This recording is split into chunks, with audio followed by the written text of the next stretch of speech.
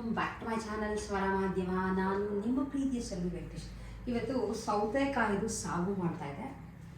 ಬೇರೆ ತರಕಾರಿ ಎಲ್ಲನೂ ಹಾಕಿ ಮಾಡ್ಬೋದು, ಆದರೆ ಇವತ್ತು ಸ್ಪೆಷಲ್ ಹಾಗೆ ಸಿಂಪಲ್ ಆಗಿರಲಿ ಅಂತ ಜಸ್ಟ್ ಸೌತೆಕಾಯಿ ಸಾಗು ಮಾಡ್ತಾಯಿದ್ದೀನಿ. ಸೌತೆಕಾಯಿನ ಹೆಚ್ಚಿಟ್ಕೊಂಡು ನಾರ್ಮಲ್ ಸೌತೆಕಾಯಿ ಸಿಗುತ್ತಲ್ಲ ಅದು. ಸೊ ಫಸ್ಟು ಇದಕ್ಕೊಂದು ಪೇಸ್ಟ್ ಮಾಡ್ಕೋಬೇಕಾಗುತ್ತೆ. ಅದಕ್ಕಿಂತ ಮುಂಚೆ ಬಾಣಲೆಗೆ ಫಸ್ಟು 2 ಸ್ಪೂನಷ್ಟು ಎಣ್ಣೆ,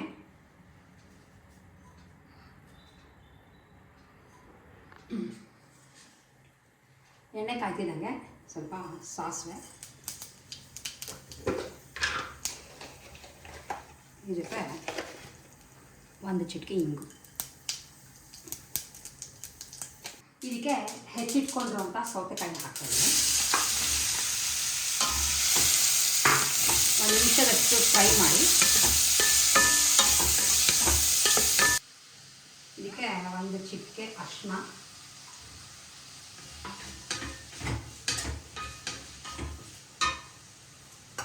ಹಾಗೆ ಸ್ವಲ್ಪ ನೀರು ಹಾಕ್ಕೊಂಡು ಬೇಯಿಸ್ಕೊತಾ ಇದ್ದೀನಿ. ಸೌತೆಕಾಯಿ ಬೇಗ ಬೆಂದೋಗುತ್ತೆ. ಸೊ ಕುಕ್ಕರಲ್ಲೆಲ್ಲ ಏನು ಬೇಯಿಸ್ಕೊಳ್ಳೋಷ್ಟಿಲ್ಲ. ಅದೇ ತರಕಾರಿ ಸಾಗು ಮಾಡ್ತಿದ್ದೀರಾ ಅಂದರೆ ಕುಕ್ಕರ್ನಲ್ಲಿ ಬೇಕಾದ್ರೆ ಬೇಯಿಸ್ಕೊಬೋದು. ಇದೊಂದು 5 ನಿಮಿಷ ಬೇಯೋಷ್ಟರೊಳಗೆ ಇದಕ್ಕೆ ಒಂದು ಮಸಾಲ ರೆಡಿ ಮಾಡ್ಕೊತಾ ಇದ್ದೀನಿ.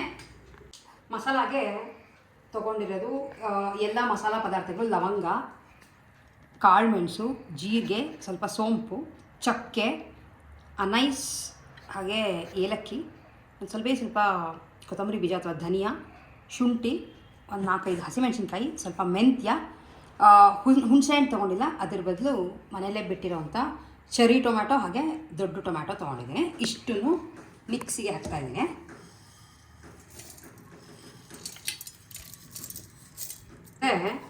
ಬೇಕಿದ್ದರೆ ಹುರಿಗಡ್ಡೆ ಹಾಕ್ಬೋದು, ಬಟ್ ಈ ಸವತ್ತು ಫಾರ್ ಅ ಚೇಂಜ್ ನೆನೆಸಿಟ್ಟಿರೋ ಕಡಲೆಬೇಳೆ ಹಾಕ್ತಾಯಿದ್ದೀನಿ. ಸ್ವಲ್ಪ ಗಟ್ಟಿ ಬರುತ್ತೆ ಸಾಗು. ಹಾಗೆ ಒಂದು ಸ್ವಲ್ಪ ಕೊಬ್ಬರಿ, ಹಸಿ ಕೊಬ್ಬರಿ.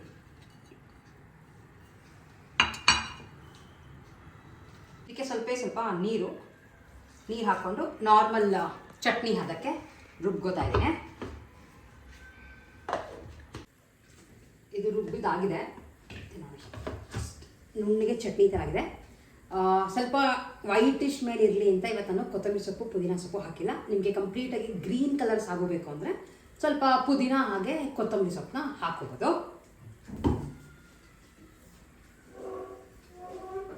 ಸ್ವಲ್ಪ ಕುದಿ ಬರ್ತಿದೆ. ಈಗ ಇದಕ್ಕೆ ಒಂದು ಸ್ವಲ್ಪ ಬೆಲ್ಲ, ಇದ್ರ ಜೊತೆ ಕಲ್ಲುಪ್ಪು, ಮಸಾಲಾಗೂ ಸೇರಿಸಿ ಹಾಕ್ತಾಯಿದ್ದೀನಿ.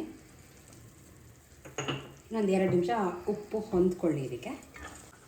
ಸೌತೆಕಾಯಿ ಚೆನ್ನಾಗಿ ಬೆಂದಿದೆ, ಕುದೀತಾ ಇದೆ. ಸೌತೆಕಾಯಿ ಚೆನ್ನಾಗಿದ್ರೆ ಒಂದು 5 ನಿಮಿಷ ಸಾಕು, ಬೆಂದೋಗ್ಬಿಡುತ್ತೆ. ಈಗ ಇದಕ್ಕೆ ರೆಡಿ ಮಾಡ್ಕೊಂಡಂಥ ಮಸಾಲ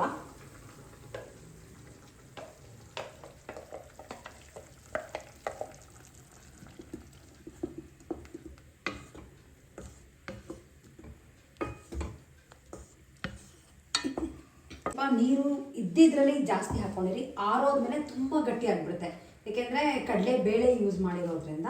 ನಾನು ಸ್ವಲ್ಪ ನೀರು ಹಾಕ್ತೀನಿ. ಅದು ಚಪಾತಿಗೆ ಬಾಡಿಸ್ಕೊಳ್ಳೋಕ್ಕೂ ಸಕ್ಕತ್ತಾಗುತ್ತೆ. ಆದರೆ ಇವತ್ತು ನಾನು ಚಪಾತಿಗೆ ಸಾಗು ಮಾಡಿಲ್ಲ, ದೋಸೆ ಮಾಡ್ತಿದ್ದೆ. ಯಾವಾಗಲೂ ದೋಸೆಗೆ ಚಟ್ನಿ ಪಲ್ಯ ಕಾಮನ್ ಅನಿಸುತ್ತೆ ಅಂತ ದೋಸೆಗೆ ಸೌತೆಕಾಯಿ ಸಾಗು. ಅಕಸ್ಮಾತ್ ಇದು ಮಿಕ್ಕಿದ್ರೆ ಅನ್ನಕ್ಕೂ ಚೆನ್ನಾಗಿರುತ್ತೆ, ಕಲಿಸ್ಕೊಂಡು ತಿನ್ಬೋದು. ಡೆಫಿನೆಟ್ಲಿ ಒಂದ್ಸಲ ಟ್ರೈ ಮಾಡಿ ನೋಡಿ. ಒಂಚೂರು ಕುದ್ದ ಮೇಲೆ ಯಾವ ಕನ್ಸಿಸ್ಟೆನ್ಸಿಗೆ ಬರುತ್ತೆ ಅನ್ನೋದನ್ನ ತೋರಿಸ್ತೇನೆ. ಚೆನ್ನಾಗಿ ಕುದ್ದಿದೆ, ನೀರು ಸಾಕಷ್ಟೇ ಹಾಕ್ತೆ ನಾನು. ಇಲ್ಲಿ ನೋಡಿ ಕನ್ಸಿಸ್ಟೆನ್ಸಿ ಈ ಥರ, ತುಂಬ ನೀರಾಗೂ ಇಲ್ಲ, ಹಾಗಾದರೆ ತುಂಬ ಗಟ್ಟಿಯಾಗೂ ಇಲ್ಲ, ಈ ಥರ ಇದೆ. ಇನ್ನೊಂದು ಸ್ವಲ್ಪ ಗಟ್ಟಿ ಆಗುತ್ತೆ ಡೆಫಿನೆಟ್ಲಿ. ಬೇರೆ ತರಕಾರಿ ಹಾಕಿ ಮಾಡಿಕೊಂಡ್ರು ಸಕಾಗುತ್ತೆ. ಒಂದ್ಸಲ ಟ್ರೈ ಮಾಡಿ ನೋಡಿ ಯಾವ ಥರ ಬರುತ್ತೆ ಅಂತ. ಈರುಳ್ಳಿ ಬೆಳ್ಳುಳ್ಳಿ ಏನೂ ಇಲ್ಲದಂಗೆ ಮಾಡ್ಕೊಳ್ಳೋವಂಥ ಬೇಗ ಆಗೋವಂಥ ತರಕಾರಿ ಸಾಗು. ದೋಸೆ ಜೊತೆ ಸಾಗು. ಇವತ್ತು ದೋಸೆ ರೆಡಿ ಇದೆ ನೋಡಿ, ಕ್ರಿಸ್ಪಿಯಾಗಿ ಗೋಲ್ಡನ್ ಬ್ರೌನ್ ಆಗಿ ಬಂದಿರೋವಂಥ ದೋಸೆ.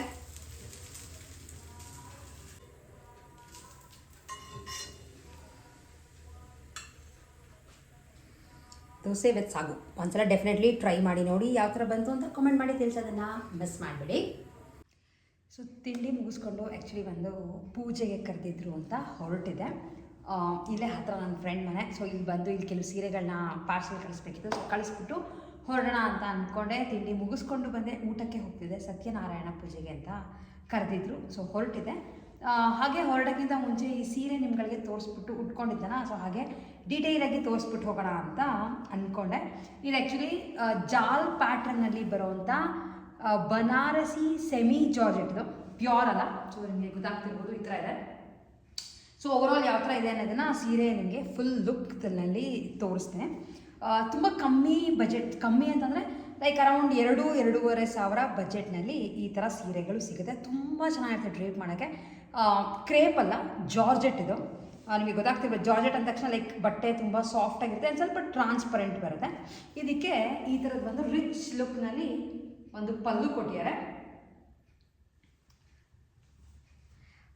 ಇದು ನಿಮಗೆ ಇವಾಗ ಎಲ್ಲ ಕಡೆನೂ ಸಿಗುತ್ತೆ, ಬಟ್ ನಾನು ಇದನ್ನು ತೊಗೊಂಡಿದ್ದು ಮಲ್ಲೇಶ್ವರಂನಲ್ಲಿ ಇರೋವಂಥ ಗಿರ್ಜಾ ಸಿಲ್ಕ್ಸ್ನಲ್ಲಿ ಸೀರೆ ಪರ್ಚೇಸ್ ಮಾಡಿದೆ. ಉಡೋಕ್ಕೆ ಮಾತ್ರ ತುಂಬ ಚೆನ್ನಾಗಿದೆ. ಸುಮಾರು ಕಲರ್ಸ್ಗಳಿತ್ತು, ಬಟ್ ನಾನು ಹೋದಾಗ ನಿಮಗೆ ವೀಡಿಯೋ ಎಲ್ಲ ಮಾಡಿ ತೋರ್ಸೋಕ್ಕೆ ಆಗಿಲ್ಲ. ಲೈಕ್ ಅರ್ಜೆಂಟಾಗಿ ಪರ್ಚೇಸ್ ಮಾಡಿ ತೊಗೊಂಡು ಬಂದುಬಿಟ್ಟಿದೆ. ನನಗೆ ಈ ಕಲರ್ ಇಷ್ಟ ಆಯಿತು ಅಂತ almost pinkish lavender, full dark lavender ಅಲ್ಲ, ಪಿಂಕ್ ಜೊತೆ ಮಿಕ್ಸ್ ಆಗಿ ಬರುತ್ತೆ. ಇದಕ್ಕೆ ಈ ಥರದೇ ವಿತ್ ಬ್ಲೌಸ್, ಬುಟ್ಟ ವಿತ್ ಬಾರ್ಡರ್ ಕೊಟ್ಟಿದ್ದಾರೆ.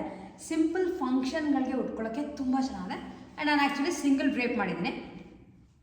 ಸಿಂಗಲ್ ಡ್ರೇಪ್ ಮಾಡಿದ್ರು ಅದರ ತುಂಬ ಟ್ರಾನ್ಸ್ಪರೆಂಟ್ ಅಪ್ಪ ಸೀರೆ ಅವೆಲ್ಲ ಏನೂ ಇಲ್ಲ, ಬಾಡಿಗೆ ಕರೆಕ್ಟಾಗಿ ಕೂತ್ಕೊಳ್ಳುತ್ತೆ. ಆ್ಯಂಡ್ ನನಗೆ ಇಷ್ಟ ಆಗಿದ್ದು ಇದ್ರದ್ದು ಪಲ್ಲು. ಸೊ ಈ ಥರ ಇದೆ, ತುಂಬ ಚೆನ್ನಾಗಿದೆ. ಇಲ್ಲಿ ನೋಡಿ, ಫುಲ್ ಜರಿ ವರ್ಕ್ ಬರುತ್ತೆ. ಹಾಗೆ ಬಾಡಿ ಫುಲ್ಲು ನಿಮಗೆ ಬನಾರಸಿ ವೀವ್ ಬರುತ್ತೆ. ಇದಕ್ಕೆ ಬ್ಲೌಸ್ನ ಯಾವ ಥರ ಹೊಲಿಸಿದ್ದೀನಿ ಅನ್ನೋದನ್ನು ತೋರಿಸ್ತೇನೆ. ಇಲ್ಲಿ ನೋಡಿ, ಸೊ ಕಾಣಿಸ್ತಿರ್ಬೋದು, ಮೇಲೆ ಬಟನ್ಸ್ ಇಟ್ಬಿಟ್ಟು ಕೆಳಗಡೆ ಫುಲ್ಲು ಡೈಮಂಡ್ನಲ್ಲಿ ಓಪನ್ ನೆಕ್ ಥರ ಇಟ್ಕೊಟ್ಟಿದ್ದಾರೆ. ನಮ್ಮ ಟೈಲರೇ ಸ್ಟಿಚ್ ಮಾಡಿಕೊಟ್ಟಿದ್ದು, ಕ್ಲೀನಾಗಿ ಹೊಲ್ಕೊಟ್ಟಿದ್ದಾರೆ. ಬಟ್ ಈ ನಡುವೆ ಸ್ವಲ್ಪ ಬ್ಲೌಸ್ ನನಗೆ ಆ್ಯಕ್ಚುಲಿ ಲೂಸ್ ಆಗ್ತದೆ, ಯಾಕೆಂದರೆ ಸ್ವಲ್ಪ ವೆಯ್ಟ್ ಲಾಸ್ ಆಗಿದ್ದೀನಿ. ಹಾಗೆ ಇಂಚ್ ಲಾಸ್ ಆಗಿರೋದ್ರಿಂದ ಬ್ಲೌಸ್ಗಳು ಸ್ವಲ್ಪ ನಿಮಗೆ ಇಲ್ಲಿ ಗೊತ್ತಾಗ್ಬೋದು, ಇಲ್ಲಿ ಸ್ವಲ್ಪ ಲೂಸ್ ಇದೆ.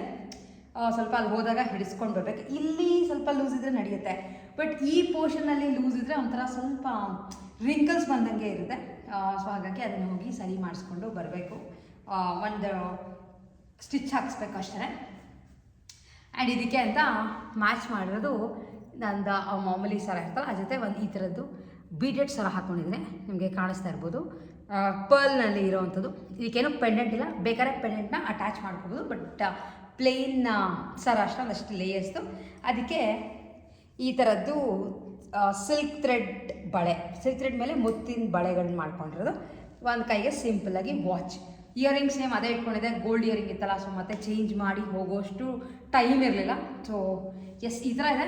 ಓವರಾಲ್ ಸೀರೆ ಯಾವ ಥರ ಬರ್ತೇನೆ ಅಂದರೆ ನಿಮಗೆ ಡೆಫಿನೆಟ್ಲಿ ತೋರಿಸ್ತೀನಿ. ಸೊ ಇದು ನಿಮಗೆ ಓವರಾಲ್ ಸೀರೆ ತುಂಬ ಚೆನ್ನಾಗಿ ಡ್ರೇಪ್ ಆಗುತ್ತೆ. ನಿಮಗೆ ಗೊತ್ತಾಗ್ತಿರ್ಬೋದು ಅಂತ ಅನ್ಕೋತೀನಿ. ನೆರಿಗೆ ಎಲ್ಲ ಪರ್ಫೆಕ್ಟಾಗಿ ಕೂತಿದೆ.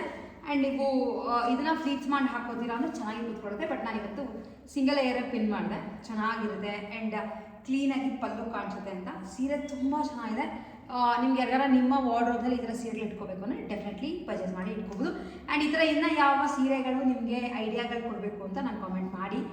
ನಂತರ ಬೇರೆ ಯಾವುದೇ ಸೀರೆಗಳಿದ್ದರೆ ಉಟ್ಕೊಂಡು ಏನು ಕಾಸ್ಟ್ಲಿ ಬರುತ್ತೆ ಅಥವಾ ತರಿಸ್ಕೊಂಡು ಏನು ಕಾಸ್ಟ್ಲಿ ಬರುತ್ತೆ, ಸೀರೆ ಯಾವ ಥರ ಇರುತ್ತೆ ಅನ್ನೋದನ್ನು ಡೆಫಿನೆಟ್ಲಿ ನಿಮ್ಗಳಿಗೂ ತೋರಿಸ್ತೀನಿ. ಸೊ ಹೊರಡ್ತಾ ಇದ್ದೀನಿ. ಮತ್ತೆ ಇನ್ನೊಂದು ವಿಡಿಯೋಲಿ ಸಿಗ್ತೀನಿ. ವಿಡಿಯೋ ಇಷ್ಟ ಆಗಿದ್ದರೆ ಲೈಕ್, ಶೇರ್ ಆ್ಯಂಡ್ ಸಬ್ಸ್ಕ್ರೈಬ್. ಸಿಗೋಣಂತೆ ಮತ್ತೆ ನೆಕ್ಸ್ಟ್ ವಿಡಿಯೋಲಿ. ಅಲ್ಲಿವರೆಗೂ take care and bye bye.